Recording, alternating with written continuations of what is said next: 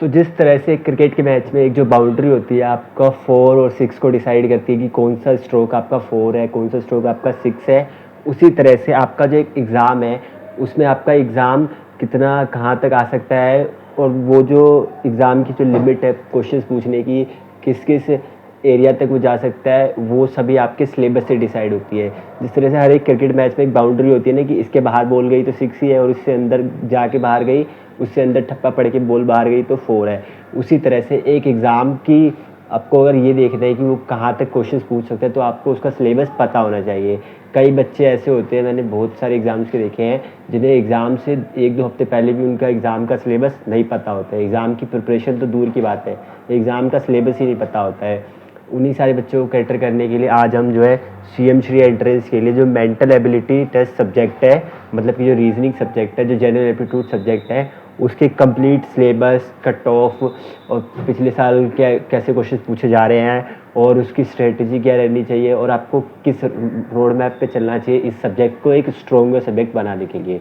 तो सबसे पहले अब हम बात करते हैं कि रीजनिंग सब्जेक्ट जो जनरल एप्टीट्यूड सब्जेक्ट है, फिर मेंटल एबिलिटी जो टेस्ट सब्जेक्ट है, ये कई बच्चे अभी पहली बार सुन रहे होंगे क्योंकि बहुत बच्चों ने मैथ, साइंस, हिस्ट्री तो सुन रखा होगा, लेकिन रीजनिंग या फिर मेंटल एबिलिटी टेस्ट नहीं सुना होगा कभी भी।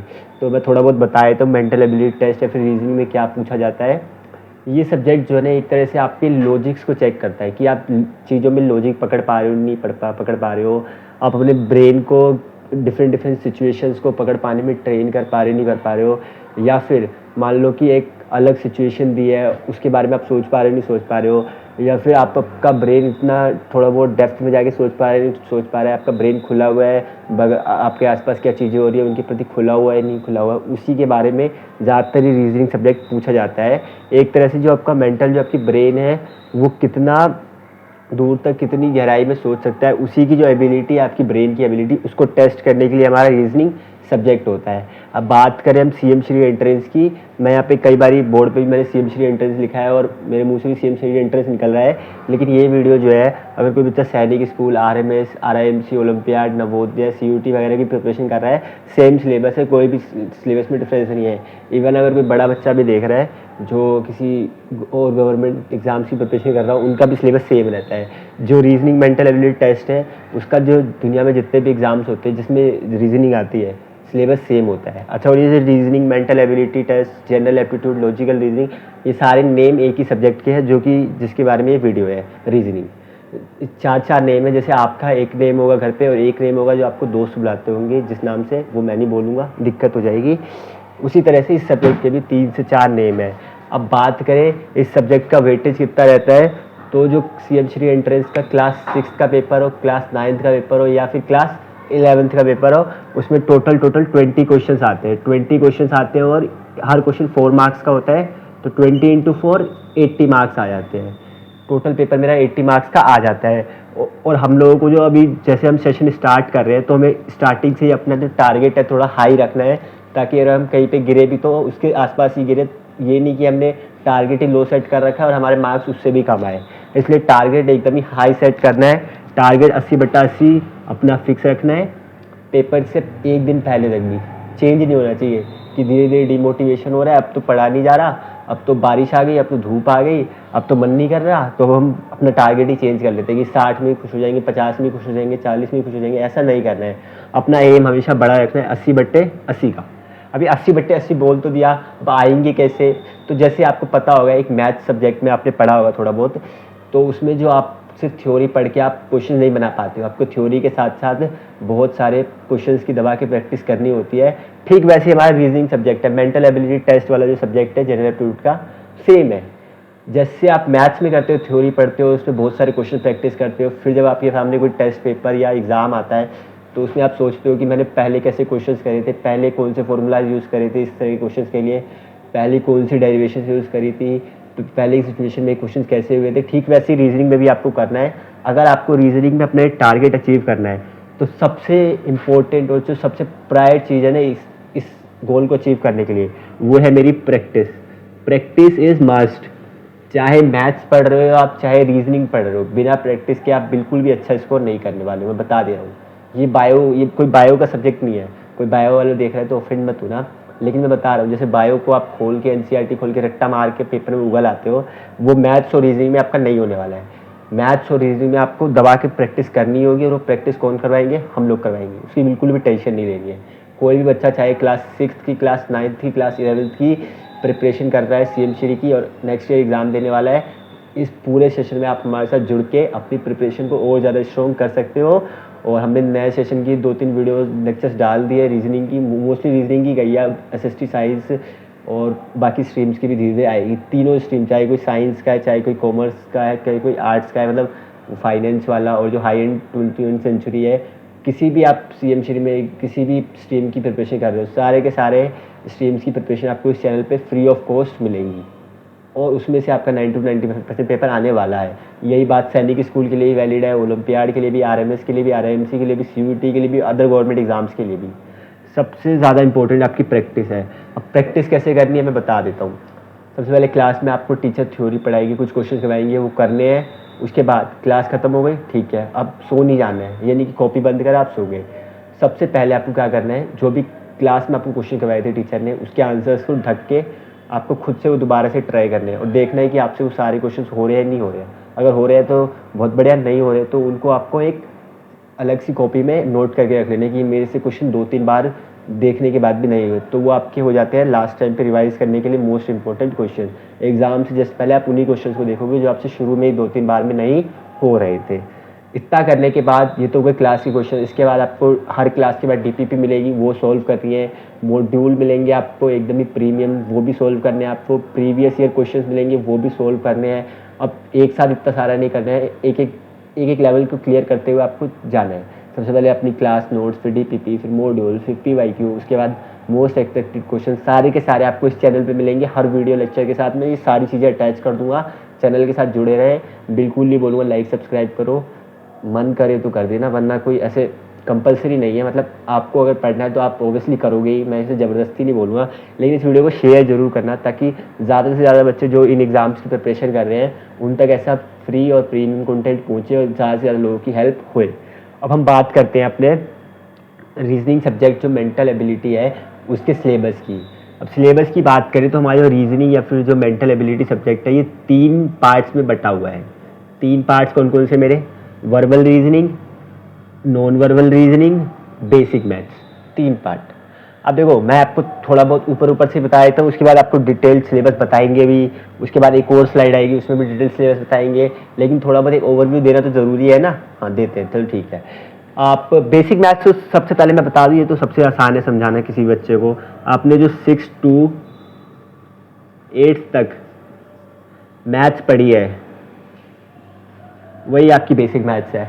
प्रॉफिट लॉस पढ़ा था क्लास 8 में, पढ़ा था ना, जो 8वां 9वां चैप्टर था, वही आपका बेसिक मैथ्स रीजनिंग का। SICI क्लास 8 में आता है, SICI बोल मत देना, नहीं पढ़ा बहुत मारूंगा। वही आपका बेसिक मैथ्स रीजनिंग का।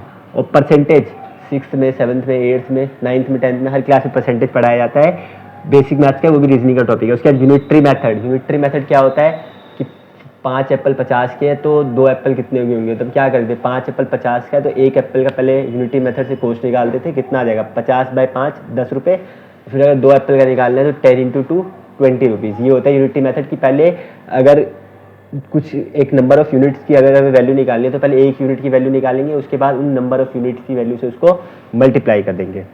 यही होता है। और अगर कुछ बच्चे ऐसे हैं जिन्होंने इन चैप्टर में भी गोबर कर रखा है, ये चैप्टर उन्होंने अपनी प्रीवियस क्लासेस में नहीं पढ़े थे, या फिर कुछ बच्चे अभी इन क्लासेस में ही है जो इनको पढ़ने वाले हैं और कुछ बच्चों ने इनमें गोबर भी कर रखा है, तो आपको टेंशन लेने की बिल्कुल ज़रूरत नहीं है। इन सारे चैप्टर्स की आपको detail lecture with theory, with notes, with DPP module, practice sheet, PYQ, सारी की सारी चीज़ें विथ मोस्ट रेलिवेंट क्वेश्चंस आपको इस चैनल पे फ्री ऑफ कॉस्ट मिलने वाले हैं। अब इसके बाद जैसे हमने बात कर दी यहाँ पे इन 4 चैप्टर्स की, इसके अलावा भी और भी बहुत सारे हमारे चैप्टर्स होने वाले हैं बेसिक मैथ्स में, जिसको आपको धीरे धीरे इस चैनल पे आपको लेक्चर्स मिलते जाएंगे, आप उससे अपनी प्रैक्टिस कर सकते हैं। अब चलते हैं अपने नेक्स्ट पार्ट पे जो कि है हमारा वर्बल रीजनिंग और non verbal reasoning. Verbal reasoning और नॉन वर्बल रीजनिंग में जो मेन डिफरेंस है मैं थोड़ा बहुत बता देता हूँ। वर्बल रीजनिंग में जो आपको पेन का यूज़ है ज़्यादा होगा, और यहाँ पे आपको जो नॉन वर्बल रीजनिंग होगा इसमें आपका पेन का यूज़ कम होगा। क्या मतलब पेन का यूज़ ज़्यादा होगा कम होगा। मतलब ये वाले जो चैप्टर्स है ना, इनको जब आप क्लास में पढ़ोगे या फिर जब आप प्रैक्टिस करोगे, इसमें आपको ऐसा नहीं है कि आप अपना दिमाग में सोचोगे और चीज़ें हो जाएगी सोल्व आसानी से, ऐसा नहीं होने वाला है। मतलब अगर आप हमसे पढ़ोगे और खुद से प्रैक्टिस करोगे और धीरे PYQs लगाओगे तो आप इन चैप्टर में भी पेन का यूज़ धीरे धीरे कम करने लगोगे। लेकिन जो आपका स्टार्टिंग फेज़ होगा ना, स्ट्रगलिंग फेज़, उसमें आपको पेन का यूज़ इन वाले चैप्टर्स में बहुत करना पड़ेगा। आप सिर्फ मन में या दिमाग में सोच के इन चीज़ों को सॉल्व नहीं कर पाओगे। जबकि ये वाली जो चीज़ें हैं, मिरर इमेज, वोटर इमेज, आप इसका बस एक लेक्चर अटेंड कर लेना। हमारा मैं कह रहा हूँ ना, मिरर इमेज, वोटर इमेज का एक लेक्चर अटेंड कर लेना और कोई भी एग्जाम की PYQ उठाए कर लेना, आपके हो जाएंगे। इतना आसान चैप्टर है ये। मिरर इमेज, वोटर इमेज आपको 1-2 लेक्चर में समझा दिया जाएगा और जो भी समझाया जाएगा उस बेसिस पे आप कोई भी मिरर इमेज और वोटर इमेज के क्वेश्चंस किसी भी एग्जाम से उठे हुए चाहे आप कर सकते हो आसानी से। पेपर कटिंग में भी आपको ऐसा कोई पेन नहीं ज़्यादा यूज़ करना पड़ेगा, आपको दिमाग में सोचना पड़ेगा कि इस हिस्से से पेपर को काटा है तो ये खुलेगा या बंद होगा, पेपर कटा हुआ तो कैसा रहेगा। वो सारी चीज़ें आपको दिमाग में मन में सोचनी पड़ेगी। इसमें आपको पेन का क्या यूज़ हो सकता है, आपको क्यूब और डाइस वाले क्वेश्चंस में थोड़ा बहुत पेन यूज़ करना पड़े कि ये 3 का अपोजिट 5 है, 2 का अपोजिट 1 है, 6 का अपोजिट 4 है, तो इसका अपोजिट क्या होगा, इसकी फेस पे क्या होगा। अभी कुछ बच्चों और ये बातें नहीं समझ में आई है तो डोंट वरी, आपको जब डिटेल लेक्चर्स करवाए जाएंगे उसमें आराम से बेसिक से सारी चीज़ें एक्सप्लेन करी जाएंगी। और इसके बाद हमारे इन चैप्टर्स की जो नीचे के चैप्टर्स है, जो पेपर फोल्ड कर दिया है, जैसे मैंने बताया पेपर में मान लो एक हिस्से फूल बना दिया, उसको फोल्ड कर दिया गया है तो पूरा हिस्सा कैसा दिखेगा। ये सारी चीज़ें में आप पेन यूज़ नहीं करोगे, अपना दिमाग लगाओगे कि इसको अगर बंद करा होगा तो कैसा दिखेगा, खुलेगा तो कैसा दिखेगा, कॉर्नर्स पे कैसा दिखेगा, सेंटर में कैसा दिखेगा। वो सारी चीज़ें आपको अपने ब्रेन में, अपने माइंड में सोल्व करनी पड़ेगी। अपने ब्रेन और माइंड को ट्रेन करना पड़ेगा, उसकी एबिलिटी को आपको क्या करना पड़ेगा, बढ़ाना पड़ेगा। तभी आपसे क्वेश्चंस आसानी से होंगे। और इसलिए इस सब्जेक्ट का नाम क्या है मेरा, मेंटल एबिलिटी टेस्ट। और कुछ काउंटिंग फिगर्स है ये, इसमें भी आपको कुछ फॉर्मूलेस बता दी जाएंगे, आप आसानी से कर लोगे। कंप्लीटिंग द फिगर भी आप कोई पेन की जरूरत नहीं है, आपको मन में सोचना है कि कौन सा पार्ट कटा हुआ है फिगर का और ऑप्शंस में से उसको लगा के उस फिगर को हमें कंप्लीट करना होगा। तो इधर जो अगर हम कंपेरेटिवली वर्बल रीजनिंग की बात करें, पेन का यूज़ कम है, जबकि वर्बल रीजनिंग में आपका कोडिंग, डिकोडिंग, आपको कोड्स बताए जाएंगे अलग अलग अल्फ़ाबेट्स के। इसकी वीडियो हमारे चैनल पे ऑलरेडी आ चुकी है। कोई नया बच्चा है या फिर कोई ऑलरेडी प्रिपरेशन कर रहा है किसी एग्जाम की, आप देख सकते हो, बहुत अच्छी वीडियो बनी है। और क्लासिफिकेशन है, एनालॉजी, अल्फ़ाबेट टेस्ट है, अल्फ़ाबेट टेस्ट भी हमने डाल दिया है। इन सब में आपको जो है पेन वगैरह यूज़ करना पड़ेगा कोड्स लिखने के लिए और थोड़ा बहुत सोचने के लिए कि कौन सा पैटर्न आ रहा है। सीरीज़ में भी आपको क्या डिफरेंस, सम वगैरह देखने के लिए, डिफरेंस लग रहा है, सम लग रहा है, मल्टीपल लग रहा है, डिवीजन लग रहा है, वो सब चेक करने के लिए आपको करनी पड़ेगी चीज़ें। ब्लड रिलेशन में भी आपको थोड़े बहुत डायग्राम्स वगैरह बनाने के लिए कि इसका नाना ये है, इसकी मौसी ये, चाचा चाची, ताऊ ताई, उस सब के लिए आपको पेन का यूज़ करना पड़ेगा। डायरेक्शन सेंस में भी कुछ क्वेश्चन जो होते हैं आपके साउथ में भेज के, नॉर्थ में भेज के, वेस्ट ईस्ट में भेज के फिर आपसे डिस्टेंस निकलवाते हैं, पाइथागोरस थ्योरम का यूज़ करवाते हैं, उन सब में आपको पेन का यूज़ करना ही पड़ेगा। रैंकिंग टेस्ट में भी कुछ जो फॉर्मूलाज होते हैं कि लेफ़्ट प्लस राइट -1 बराबर टोटल, लेफ़्ट से ये राइट से ये है तो मिडल में कितने होंगे, ये बंदा इसके पीछे खड़ा है, ये बंदा इसके लेफ़्ट में खड़ा है, राइट में खड़ा है, सेंटर में खड़ा है, और फिर इसके 3 लेफ़्ट बाद 3 राइट बाद क्या होंगे। सर्कुलर टेबल में भी कई बार लोगों को बिठा देते हैं, फिर पूछते हैं कि इसके 3rd लेफ़्ट क्या होगा, इसका 4th राइट क्या होगा। सारी चीज़ें आपको डिटेल में लेक्चर्स में बताई जाएगी, आराम से बेसिक से, डोंट वरी। अभी ऊपर से देख लो कि आपके एग्जाम में क्या क्या चीज़ें आएंगी। मैंने बोला ना, जो क्रिकेट मैच होता है उसमें आप बाउंड्री अगर देख लेते हो ना कि बाउंड्री छोटी है, तो आप हल्का सा भी बल्ला घुमाओगे ना तो बॉल ऑफकोर्स जाएगी बाउंड्री के बाहर। अगर आप क्रिस गेल या रोहित शर्मा हो, ये नहीं आप हो चहल और फिर आप बात कर रहे हो कि मैं ऐसे बल्ला घुमाऊंगा तो जाएगी बॉल क्रिकेट ग्राउंड के बाहर, नहीं। अगर आप थोड़ा बहुत भी अच्छा खेल लेते हो और आपका क्रिकेट ग्राउंड छोटा है तो आपको पता है आप रिस्क लेने की ज़्यादा चांसेस आप ले सकते हो, क्योंकि आप हल्का सा भी शॉट लगाओगे सीधा बॉल बाउंड्री के बाहर जाएगी। लेकिन अगर बड़ा ग्राउंड है तो वहाँ पे अलग स्ट्रेटेजी लगानी पड़ेगी, तब आप रिस्क नहीं ले सकते कि मैं बल्ला घुमाता ही रहूँगा, छक्के लगते ही रहेंगे, चौके लगती रहेंगी। बड़ा ग्राउंड है तो प्लेयर्स फैले होंगे हर तरफ और बॉल आसानी से भी बाउंड्री के बाहर नहीं जाएगी। आपको बहुत ज़्यादा मेहनत करनी पड़ेगी, टाइमिंग लगानी पड़ेगी, एक तरह से आपको प्लान करना पड़ेगा चीज़ों को। जैसे विराट कोहली करते हैं इस तरह से प्लान करते हैं अपने शॉट्स को, इस तरह से टाइमिंग देते हैं कि बॉल सीधा क्रिकेट ग्राउंड के बाहर ही जाती है। हो गया विराट कोहली का एग्जांपल हो गया। अब इधर उस सिलेबस पे आ जाओ। तो जैसे कि मैंने समझा दिया थोड़ा बहुत verbal reasoning, non verbal reasoning, basic maths में क्या क्या चीज़ें आएंगी। अब एक बार ये हम इन चैप्टर्स के नाम देख लेते हैं कि वर्बल रीजनिंग में कौन से चैप्टर है आपके और आपके नॉन वर्बल रीजनिंग में कौन से चैप्टर्स हैं। तो वर्बल रीजनिंग में सबसे पहले कोडिंग डिकोडिंग है, क्लासिफिकेशन है। क्लासिफिकेशन मतलब ये चार चार ऑप्शन दे देंगे, उनमें से 3 सेम होंगे, चौथा अलग होगा, उसको बताना पड़ेगा कि चौथा कौन सा है, ओड वन आउट की तरह है। एनालॉगी सिमिलर, एनालॉगी में आपको सिमिलर बताना पड़ेगा कि ए बी से सिमिलर है तो डी किससे सिमिलर होगा, और ए बी से सिमिलर है मतलब ए का अगला बी है तो डी किससे सिमिलर होगा, डी का अगला ई। ऐसे भी कुछ क्वेश्चन आते हैं। और इसमें ऐसा नहीं है अल्फ़ाबेट वाली सीरीज चलेगी, और भी बहुत सारी चीज़ें चलती है, जैसे कि इंडिया का क्या कर दिया न्यू दिल्ली, तो आपका भूटान का क्या होगा, तो ये कैपिटल वाला रिलेशन है। उस तरह से हमें एनालॉगी वाले क्वेश्चंस करने होते हैं। अल्फ़ाबेट टेस्ट, डिक्शनरी के अकॉर्डिंग आपको जो अपने वर्ड्स को अरेंज करना होगा, वो वाली चीज़ें भी हमने इसके चैनल में वीडियो डाल दिया, आप देख सकते हो, अभी डालिए 3-4 दिन पहले। सीरीज़ के क्वेश्चन, सीरीज़ के क्वेश्चन कैसे आते हैं मैं थोड़ा बहुत दिखा देता हूँ। 3, 5, 8 डैश डबल डैश, तो आपको यहाँ पे देखना पड़ता है कि इसमें क्या पैटर्न बन रहा है। 3 से 5 में 2 का गैप है, 5 से 8 में 3 का गैप है, यहाँ 2 का गैप है, यहाँ 3 का गैप है, तो अगला गैप कितने का होगा, 4 का, तो 8 और 4 12। ओके, अगला गैप कितने का होगा, 5 का, 12 और 5 17। तो ऐसे आपको थोड़ा बहुत लॉजिक लगाना पड़ता है, थोड़ा बहुत दिमाग लगाना पड़ता है कि आपको ये पैटर्न पकड़ में आ जाए। जितनी ज़्यादा प्रैक्टिस आपको उतनी ज़्यादा आसानी से चीज़ें पकड़ में आएंगी, मैं तो साफ बोलता हूँ, और ये मेरा पर्सनल एक्सपीरियंस है। जब मेरे को भी शुरू में चीज़ें नहीं समझ आ रही तो मैंने दबा के प्रैक्टिस करी, तभी मेरे को अब हर चीज़ का पैटर्न, हर चीज़ का लॉजिक बड़ी आसानी से पता चल जाता है। इसमें ऐसे कोई रॉकेट साइंस नहीं है। इसके बाद अपना complex sequence and logical sequence of words, इसमें क्या होता है, इसमें आपको अलग अलग स्टेजेस बताई जाएगी और आपको उसको अरेंज करना पड़ेगा लॉजिकल सीक्वेंस में। जैसे मैं कुछ बता दूँ, फॉर एग्जांपल आपको बोल दे कि अभी मैं क्वेश्चन में देख रहा था इसी का एक, कि word, sentence, letter, paragraph, book, तो इसमें या तो आपको बड़े से छोटे में अरेंज करनी पड़ेंगी चीज़ें या छोटे से बड़े में। तो सबसे पहले बड़े से छोटे में जाएंगे तो बुक आएगा, पैराग्राफ, फिर सेंटेंस, फिर वर्ड्स, फिर लेटर्स, ऐसी चीज़ें रहेंगी। या फिर छोटे से बड़े में भी अरेंज करने को आ सकता है, या फिर आपकी लाइफ की स्टेजेस आ सकती है कि पहले आपका चाइल्डहुड आएगा या अडल्टहुड आएगा, या फिर आपका पहले ओल्ड एज आएगी या फिर यंग एज आएगी, ये सारी चीज़ें अरेंज करनी होती है। इसके भी आप वीडियोस देख सकते हैं, हमारे चैनल पे ऑलरेडी डल गया है। ब्लड रिलेशन, ब्लड रिलेशन में ये जो रिलेशन वर्ड है, इसको सोच के कई लोगों के चेहरे पे हंसी आ गई होगी, खुशी आ गई होगी, लेकिन ये वो वाला रिलेशन नहीं है जो आप सोच रहे हो। यहाँ पे आपको ब्लड रिलेशन मतलब खून के रिश्ते, जो कि मोस्टली सेम फैमिलीज़ या फिर नियर बाई फैमिलीज़ में होते हैं, उनके बारे में आपको बताना पड़ता है कि ये इसका मामा है, ये इसकी चाची है, तो इसके भतीजा कौन है, भतीजी कौन होगी, ये इसकी बुआ है, ये इसकी मामी है, इसकी नानी है, तो ये ऊपर वाला पर्सन नीचे वाला पर्सन का क्या लगेगा, और अगर मामा मामी है तो फिर कौन से हम साइन बनाएंगे, अगर पति पत्नी है तो कौन से साइन बनाएंगे, भाई बहन में कौन से साइन बनाएंगे, सारी चीज़ें आपको डिटेल में लेक्चर्स में बताई जाएगी। अभी मैं यहाँ पे बताने लगूँगा तो वीडियो लंबी हो जाएगी, इसलिए आप आराम से हमारे लेक्चर्स देखना, कोई इशू नहीं है, सारे के सारे आपको रेलिवेंट वीडियोस मिलेंगी।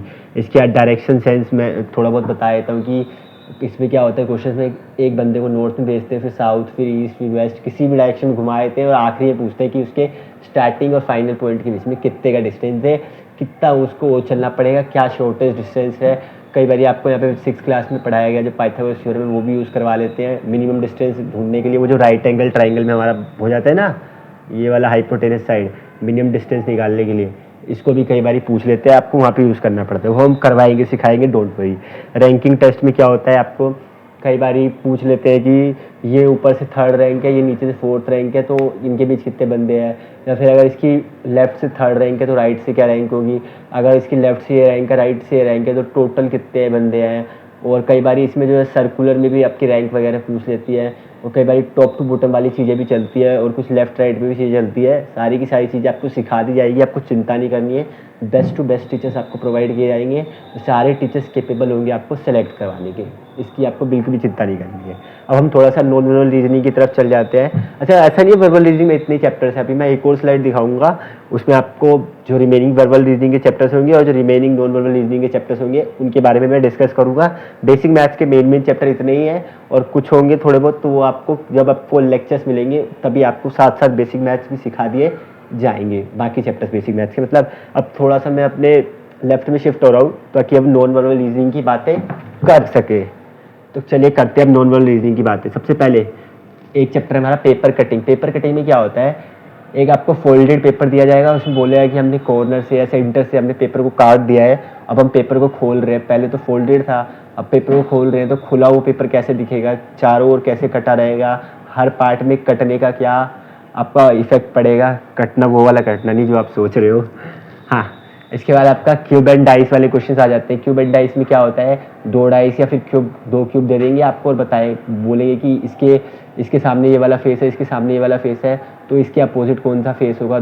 4 फेसेस के बारे में बता दी जाएगी, 5वें 6ठे फेसेस का रिलेशन पूछा जाएगा। उसके बाद मिरर इमेज, वोटर इमेज है। सबसे आसान चैप्टर ये मैं कह रहा हूँ ना, रीजनिंग चैप्टर में अगर आपका कोई सबसे आसान चैप्टर है तो वो है अपना मिरर एंड वोटर इमेज। इसमें क्या होता है, कोई भी फिगर दे देंगे और उसमें बोलेंगे इसका मिरर इमेज क्या है। जब भी आपको मिरर इमेज का क्वेश्चन आता है, जैसे मान लो मैंने लिख दिया बी लिख दिया, जब भी मिरर इमेज का क्वेश्चन आता है मोस्टली टाइम आपको जो मिरर है ये आपके इधर राइट साइड में रहता है। तो इसकी अगर मैं मिरर इमेज बनाऊँ तो आप सोच सकते हो मिरर में कैसा दिखेगा, मेरे को ऐसा दिखेगा।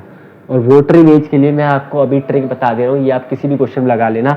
जब भी आपको वोटर इमेज निकालने को बोले तो आपको क्या करना है, जो आपका मिरर है ये आपको वर्टिकली डाउनवर्ड बनाना है। कहाँ बनाना है, वर्टिकली डाउनवर्ड। एक कॉनकेव मिरर है, कॉन्वेक्स मिरर है, छोड़ दो साइंस 10th क्लास की, अभी आप मिरर बनाओ। तो आप वर्टिकली डाउनवर्ड बनाओगे तो इसकी वोटर इमेज मिल जाएगी, जो कि कैसी होगी, ऐसी होगी। तो मिरर इमेज के लिए मोस्टली मिरर वाले क्वेश्चंस में राइट साइड होता है आपका मिरर, वोटर इमेज के लिए वर्टिकली डाउनवर्ड। अब नेक्स्ट हमारी डॉट स्ट्रक्चर। कई बार कुछ फिगर्स में कहीं पे डॉट बना देते हैं और बोलते हैं कि जब इसको ओपन करेंगे या क्लोज करेंगे तो डॉट कहाँ कहाँ दिखेंगे। वो सारी चीज़ें भी आपको हम क्लास में सिखाते जाएंगे, डोंट वरी। अब इसके बाद पेपर फोल्डिंग, जैसे पेपर कटिंग था वैसे पेपर फोल्डिंग है कि हमने खुले हुए पेपर में यहाँ पे कट कर रखे थे, यहाँ पे स्पोर्ट्स बना रखे थे, यहाँ पे ये फ्लावर लगा रखे थे, हमने पेपर को फोल्ड कर दिया तो फोल्डेड पेपर कैसा दिखेगा, फोल्डेड पेपर की सुंदरता कैसी होगी, वो सारी चीज़ें आपसे इधर बताई जाए पूछी जाएगी। इसके बाद काउंटिंग फिगर्स। काउंटिंग फिगर्स में मैं बहुत प्यारा एग्जांपल देता हूँ। कई बार आपको ना ट्राइंगल काउंट करने के लिए ऐसे फिगर्स मिलते हैं। ऐसे फिगर्स में ट्राइंगल को कैसे काउंट करना है, जैसे यहाँ पे तो मैं आपको करके दिखा दे रहा हूँ। एक ऊपर वाला ट्राइंगल, एक इधर वाला, एक इधर वाला 3, और एक ये वाला बीच वाला सेंटर वाला 4, और एक ये कंप्लीट ट्राइंगल 5। ये तो मैंने काउंट करके बता दिया। मान लो मैं इस फिगर को थोड़ा और कॉम्प्लेक्स कर दूँ, अगर मैं ऐसे कर दूँ, और अगर आप नॉर्मली गिनने लगे तो आपको बहुत टाइम लग जाएगा, और बहुत टाइम लग गया तो आप कंपटीशन से बाहर। कंपटीशन का मतलब ये है कि आपको मिनिमम टाइम में एक्यूरेट आंसर लाना है, तभी आप बाकी बच्चों से अच्छा परफॉर्म कर पाओगे, तभी आप सिलेक्शन के करीब पहुंच पाओगे। तो इन क्वेश्चंस को कैसे आसानी से करना है, और भी सर्कल के भी होते हैं, स्क्वायर के भी, रेक्टेंगल के भी, बहुत सारे क्वेश्चन होते हैं। मैं सारे नहीं करवाऊंगा, स्पेस भी नहीं है और वीडियो भी लंबी हो जाएगी। वो सारी चीज़ें आपको क्लासेस में शॉर्ट ट्रिक, फॉर्मूले कैसे कम से कम टाइम में करें, सारी चीज़ें बता दी जाएगी। चिंता लेने की बिल्कुल जरूरत नहीं है। लास्ट तो नहीं कहूँगा, अभी और भी चैप्टर्स है। इस स्लाइड पे नॉन वर्बल रीजनिंग का लास्ट चैप्टर है, completing the figure. Completing the figure में कैसे क्वेश्चन आते हैं मैं थोड़ा बहुत आइडिया देता हूँ आपको। क्या करेंगे ना, एक फिगर दे देंगे जो एक तरफ से कटी होगी। जैसे मान लो ये है, तो इसका ये वाला पार्ट आपको गायब है, यहाँ पे आपको दिख नहीं रहा है। तो इसके लिए 4 ऑप्शन आपको दे देंगे कि यहाँ पे कौन सा पार्ट लगेगा, ये वाला लगेगा, या फिर ये वाला लगेगा, या फिर ये वाला लगेगा, या फिर ये वाला लगेगा। ये तो बहुत आसान क्वेश्चन हो गया, इतने आसान क्वेश्चन नहीं आते, लेकिन मैंने थोड़ा बहुत आपको ओवरव्यू देने के लिए, समझाने के लिए बताया कि इस तरह के क्वेश्चन आते हैं कि आपको कोई फिगर देंगे, उसमें से कोई पार्ट हटा देंगे और ऑप्शन में बोलेगी कौन सा पार्ट मैं लगा दूँ इस क्वेश्चन में कि फिगर कंप्लीट हो जाएगी। तो ऑफकोर्स इधर तो ये 3 स्क्वायर है, तो इधर भी चौथा स्क्वायर जाएगा और ये वाला ऑप्शन में राइट हो जाएगा और मेरी फिगर कंप्लीट हो जाएगी। ये बहुत आसान क्वेश्चन था, इस लेवल का क्वेश्चन नहीं आता एग्जाम्स में, ये मैंने बस समझाने के लिए बताया है। इस तरह के आपके क्वेश्चन फिगर पूछे जाते हैं, यहाँ पे आपकी फिगर में से कुछ पार्ट हटा होता है, आपको उसको ऑप्शन में से कोई एक ऑप्शन सेलेक्ट करके उस फिगर को कंप्लीट करना होता है। तो यहाँ तक थी हमारी सारी चीज़ें, वर्बल, नॉन वर्बल और आपके बेसिक मैथ्स को, सिलेबस को समझाने की। अभी कुछ और चैप्टर्स बचे हुए हैं जो कि आपको मैं नेक्स्ट स्लाइड पे दिखाने जा रहा हूँ। तब तक के लिए बने रहे वीडियो में, और आपको वीडियो कैसी लग रही है कमेंट सेक्शन में ज़रूर बताएं। आपको क्या चाहिए हमारे थ्रू, क्या चाहिए इस चैनल के थ्रू, कौन से सब्जेक्ट की, कौन से चैप्टर की वीडियो चाहिए, स्कूल में आपका क्या चल रहा है, कोई आपका पीरियडिक टेस्ट चल रहा है, यूटी चल रहा है, या फिर आप स्कूल से कैसे अलाइन कर सकते हैं इन सारी चीज़ों से, कैसे आप प्रिपरेशन को मैनेज कर सकते हैं, आप हमें कमेंट सेक्शन में बता सकते हैं। हम सारी की सारी आपकी प्रॉब्लम्स का सॉल्यूशन देने के लिए रेडी है हमेशा। टेलीग्राम ज्वाइन कर सकते हो अगर 1 to 1 पर्सनली कनेक्ट करना है, अपने डाउट का रिजोल्यूशन चाहिए और कोई भी क्वेरी है तो। अब हम चलते हैं नेक्स्ट स्लाइड पे, जहाँ पे हम इसके बाद जो चैप्टर्स बचे हैं वर्बल रीजनिंग और नॉन वर्बल रीजनिंग में, उन पे डिस्कशन करने वाले हैं। तो चलो एग्जिट लेते हैं। टिकटॉक वाली एग्जिट ले गया, अभी दिखाता हूँ टिकटॉक वाली एग्जिट कैसे करते हो। कैमरे पे ऐसे। तो चलो अब वीडियो में आगे बढ़ते हैं और बात करते हैं वर्बल रीजनिंग और नॉन वर्बल रीजनिंग के जो रिमेनिंग चैप्टर्स हैं, जिनको आपको पढ़ना है इस पूरे साल में और सिलेबस को ख़त्म करना है। हमारे चैनल से भी कर सकते हैं, बेस्ट टू बेस्ट कंटेंट दिया जाएगा। हाथ पकड़ के आपको लास्ट तक, जब तक एग्ज़ाम नहीं ख़त्म हो जाता तब तक आपका हाथ पकड़ा जाएगा और एकदम ही स्कूल के अंदर तक छोड़ के आएंगे, ये बात नोट करना। अब बात करते हैं आपके वर्बल रीजनिंग के रिमेनिंग चैप्टर्स की। इसमें जो एक रिमेनिंग चैप्टर है हमारा अर्थमेटिकल रीजनिंग। अर्थमेटिकल रीजनिंग क्या होती है, बहुत सारे बच्चों को पता भी होगी और कुछ बच्चे जो बायो से ज़्यादा इंटरेस्टेड होंगे उनको अर्थमेटिकल का मतलब शायद ना पता हो। तो अर्थमेटिकल का मतलब होता है एक तरह से आप कह लो जिसमें मैथ्स इन्वॉल्व होती है। तो ऐसी रीजनिंग जिसमें आपके मैथ्स इन्वॉल्व हो जाए वो आ जाती है मेरी अर्थमेटिकल रीजनिंग में।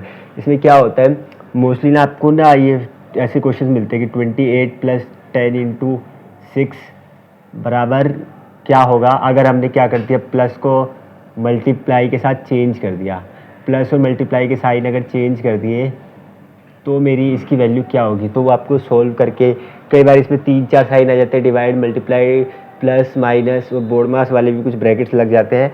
फिर वहाँ पे आपके साइन चेंज कर देते हैं कि बोलते हैं माइनस को डिवाइड मानना है, डिवाइड को माइनस, प्लस को मल्टीप्लाई मानना है, मल्टीप्लाई को प्लस मानना है। उसके बाद आपको चीज़ें सॉल्व करनी होती है। उसके बाद मैथमेटिकल ऑपरेशंस के हमारे जो क्वेश्चंस होते हैं वो भी हमारे अर्थमेटिकल रीजनिंग के ऑलमोस्ट मिलते जुलते ही होते हैं। इसमें भी आपको थोड़ी बहुत मैथ्स इन्वॉल्व करनी पड़ती है। इन दोनों चैप्टर्स में जो आपके कैलकुलेशन वाला पार्ट ज़्यादा आ जाता है। तो मैंने जो बताया था शुरू में एक वीडियो के कि आपका जो पेन का इन्वॉल्वमेंट होता है ज़्यादा वर्बल रीजनिंग में, वो आपके मेनली अर्थमेटिकल रीजनिंग और मैथमेटिकल ऑपरेशंस में ही मोस्टली होगा, क्योंकि इनमें जो आपको कैलकुलेशन करनी पड़ेगी, प्लस, माइनस, मल्टीप्लाई, डिवाइड, और वो सारी चीज़ें आपको बोर्ड मास के रूल से करनी है। ये नहीं कि पहले प्लस दिख रहा था प्लस कर दिया, डिवाइड को छोड़ दिया। बोर्ड मास में पहले डिवाइड होता है फिर प्लस होता है। वैसे मल्टीप्लाई, माइनस भी आपको ध्यान से करना है, बोर्ड मास के जो रूल्स हैं उनके अकॉर्डिंग। वो सारी चीज़ें आपको इस चैनल पे हम डिटेल में करवाएंगे। एक एक कॉन्सेप्ट जो आपको भले ही फर्स्ट में करवाना था, सेकंड क्लास में आना चाहिए था, थर्ड में आना चाहिए था, फोर्थ में आना चाहिए था, फिफ्थ में आना चाहिए था, वो सारी चीज़ें आपको बेसिक से इस चैनल पे करवाई जाएगी। अब इतना ही बेसिक से नहीं करवाएंगे कि आपको ABCD लिखवाएंगे। Next chapter sitting arrangement and puzzle.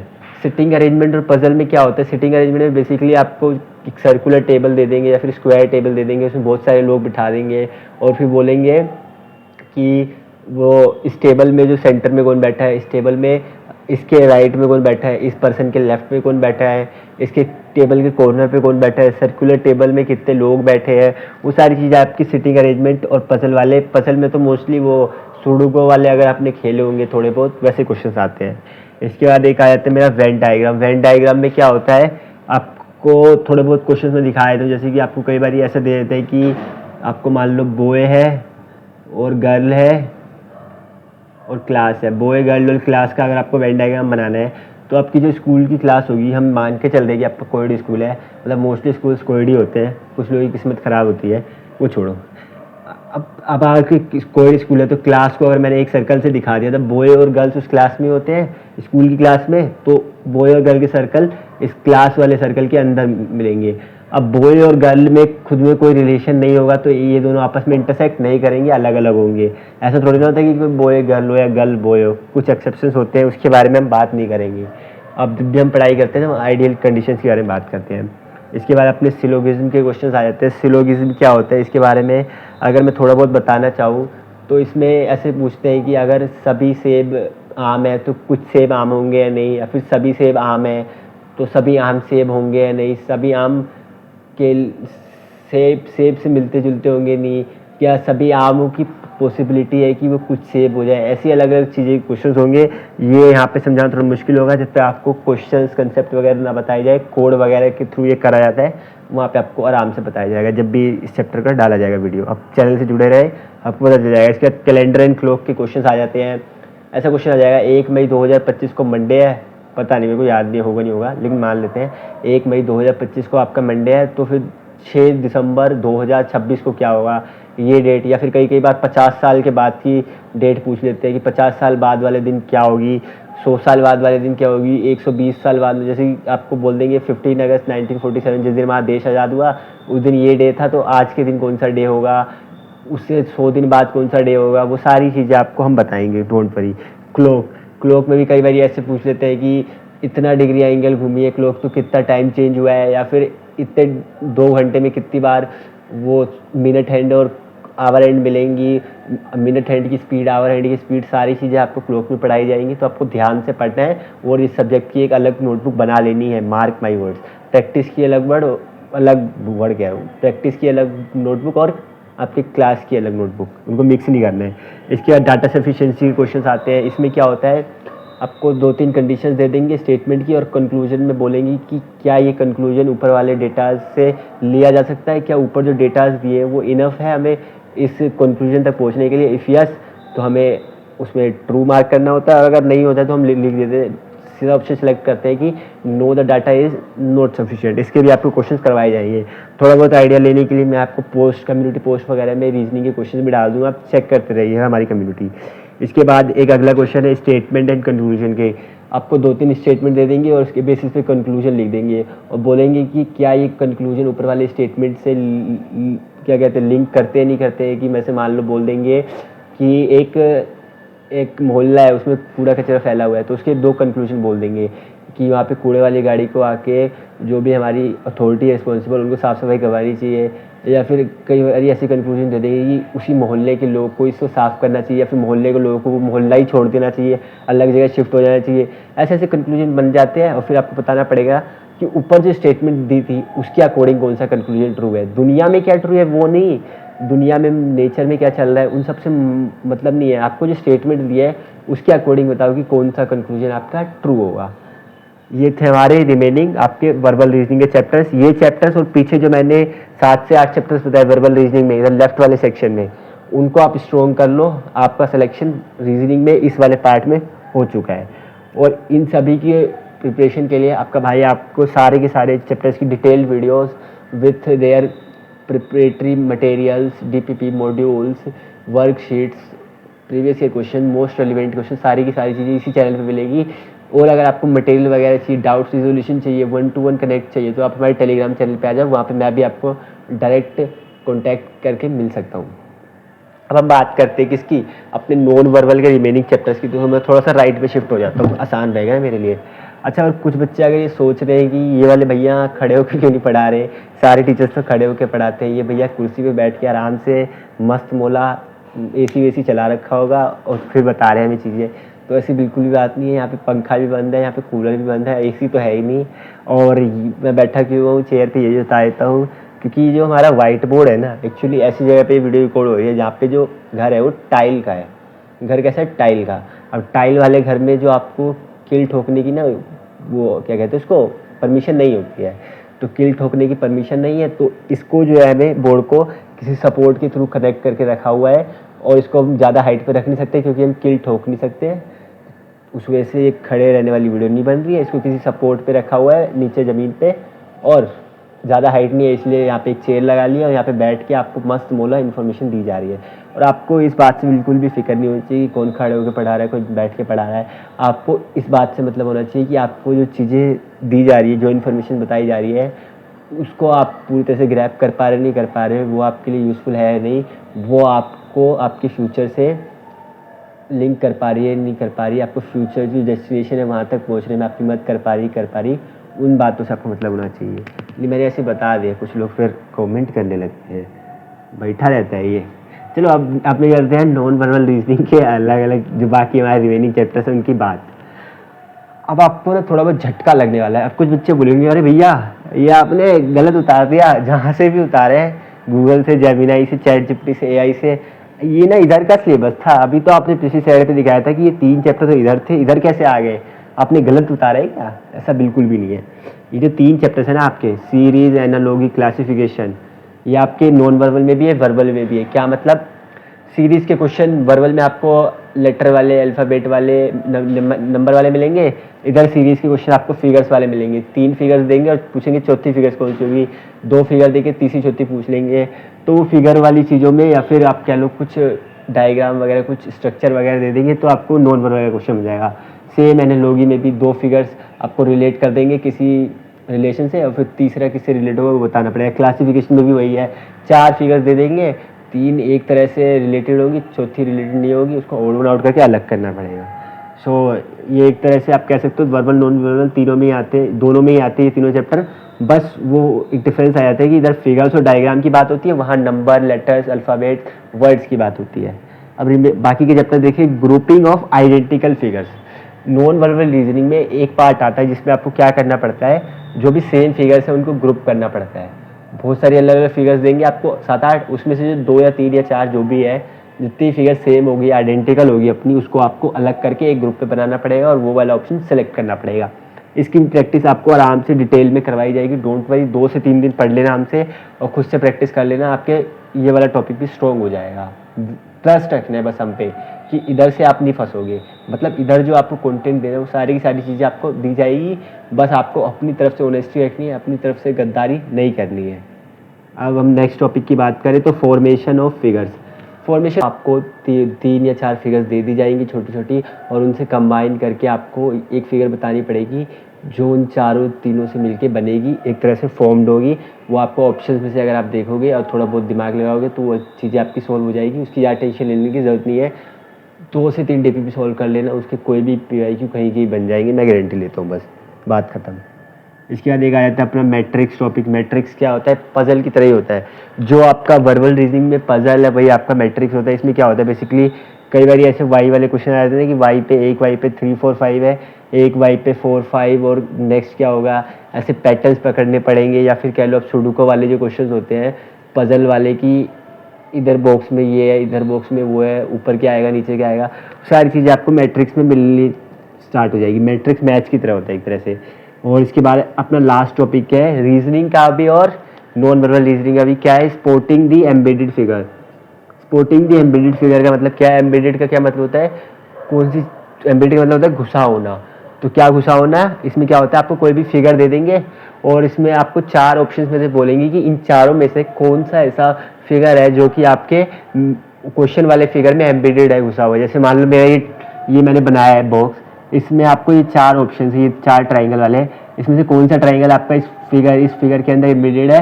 तो ऑफकोर्स फर्स्ट वाला ट्राइंगल, क्योंकि सेकंड, थर्ड और फोर्थ वाले जो है आपके एक डिज़ाइन ट्राइंगल है वो इस फिगर में आपको नहीं मिलेंगे। तो फर्स्ट वाला ट्राइंगल ही मेरा इस फिगर में एम्बेडेड होगा। ये बहुत ही बेसिक क्वेश्चन था इस टॉपिक का।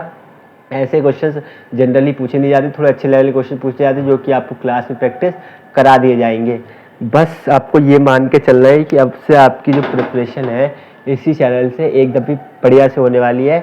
आपको इस बात पे ट्रस्ट रखना है, हम भी अपनी पूरी कोशिश करेंगे आपको अपने ड्रीम स्कूल तक, ड्रीम जॉब तक पहुंचाने की, या फिर आप कुछ भी क्रैक करना चाहते हो वहाँ तक पहुँचाने की।